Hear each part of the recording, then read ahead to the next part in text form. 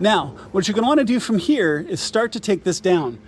Now, you've got the back hangers here. These are 13 millimeter nuts. You can undo both of those. And then the back box all the way back here on both sides, you'll have a 13 millimeter. So leave those until last, because that will keep your exhaust line up in place.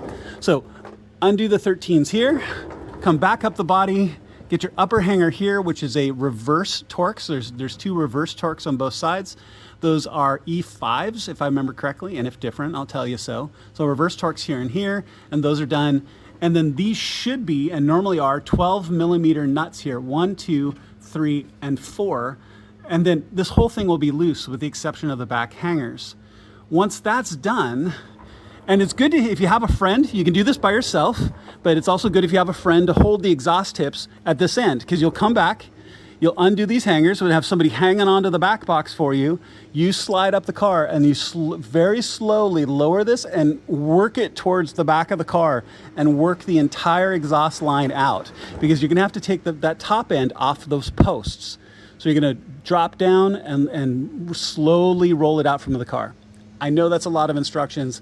Let me undo these first. I'll get this set up and then I'll show you what it's like to take the rest of it off. The back hangers are still set.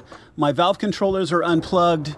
My back hangers here have the nuts off.